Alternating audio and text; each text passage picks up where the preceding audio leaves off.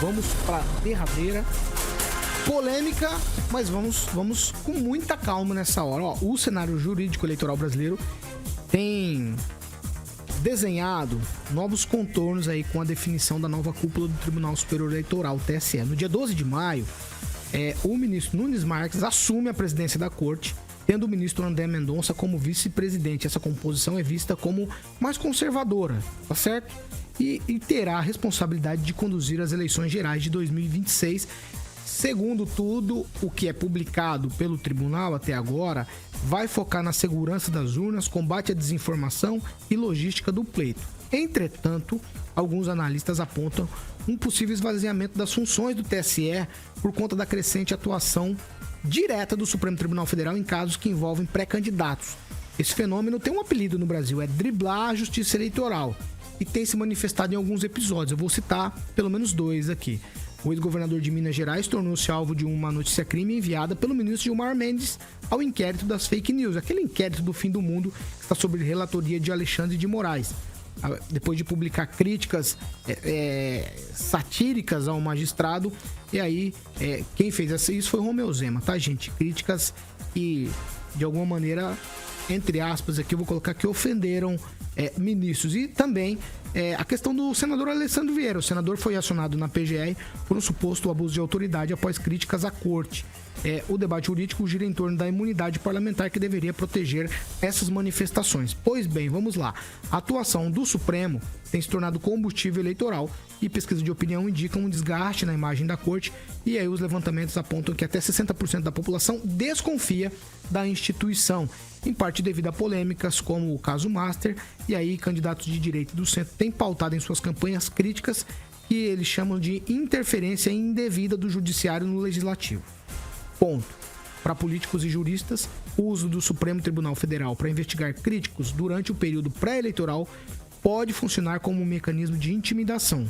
Pelas regras vigentes, disputas eleitorais e propagandas irregulares deveriam ser processadas inicialmente pelo TSE ou tribunais regionais, cabendo ao Supremo apenas o julgamento de recursos constitucionais. A migração desses conflitos diretamente para o Supremo altera o rito tradicional, principalmente nesse momento pré-eleitoral. Ô, Fernando Tupan, um tuitão, há aqui um avanço na sua percepção do Supremo sobre questões que deveriam ser analisadas pelo Tribunal Eleitoral?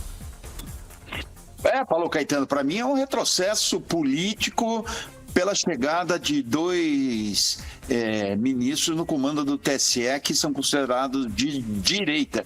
Mas que se a gente recapitular um pouco os movimentos anteriores, desde que eles assumiram o mandato lá no STF, existe um certo corporativismo deles também com os outros ministros.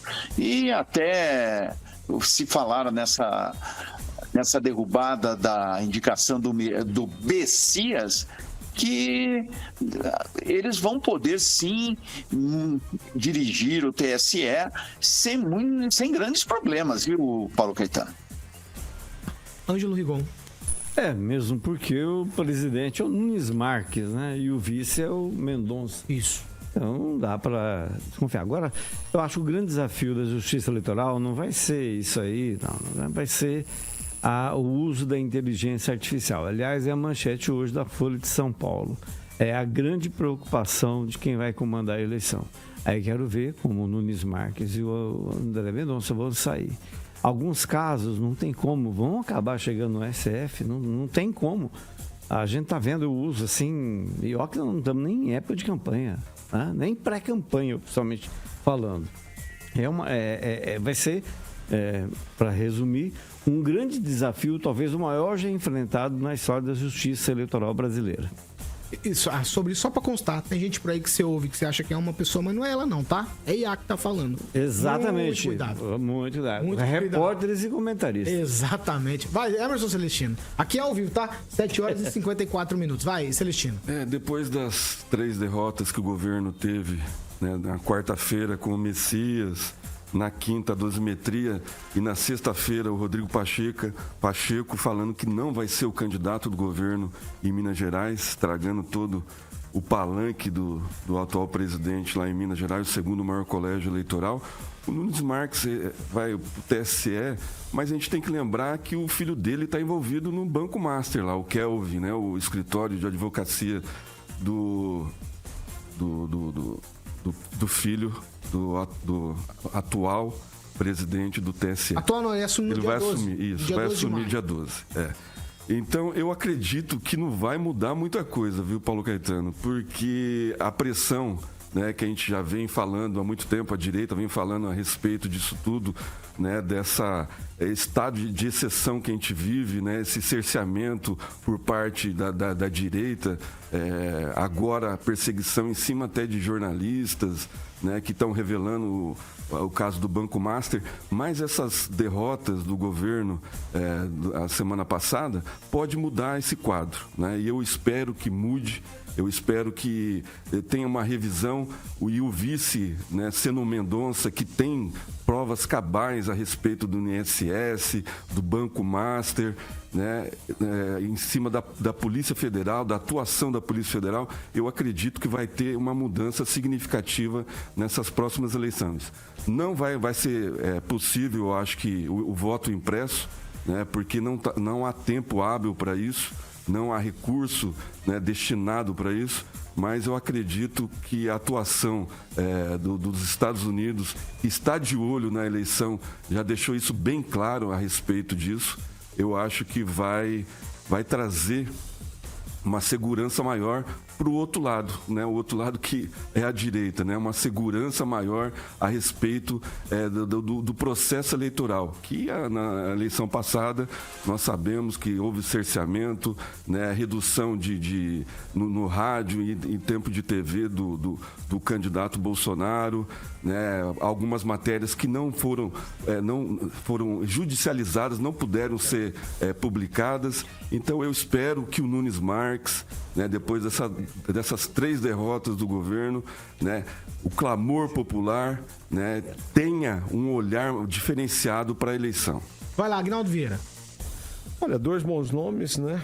Ministro Nunes Marques e André Mendonça. Assim, acho que atuar a Carmen Lúcia, né, até o dia 12. Isso.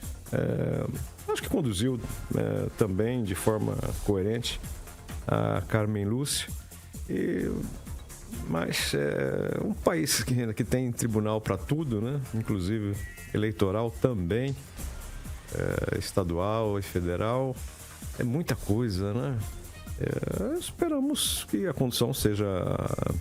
Quando ministros, no caso do Tribunal Superior Eleitoral, não aparecem muito, significa que está tranquilo em termos de política e eleições, né? Quando aparece muito no noticiário, é porque a coisa está desandada. Eu concordo em alguns termos aqui com o Celestino, né, que principalmente algumas conjunturas devia ser analisada eleitoralmente, né, e não pelo STF. Mas desejar sorte aí e tomara que essas eleições que já se caminham aí para essa polarização federal não desague, né, não seja para o campo depois da violência, como tem acontecido na eleição presidencial anterior. Só para acrescentar a questão, para informação mesmo, qualquer tipo de mudança num pleito eleitoral, ele deve obrigatoriamente ser feito um ano antes, ou seja, até outubro do ano passado. Então, ninguém aguardava, né, ainda mais depois dos atos de 8 de janeiro, que houvesse alguma mudança significativa. Então, qualquer mudança, sempre tem isso na cabeça. Um ano antes da eleição. Depois de um ano, você não pode mexer. Mas deveria ser impresso. Não vai ter tempo hábil para o... Não, você falou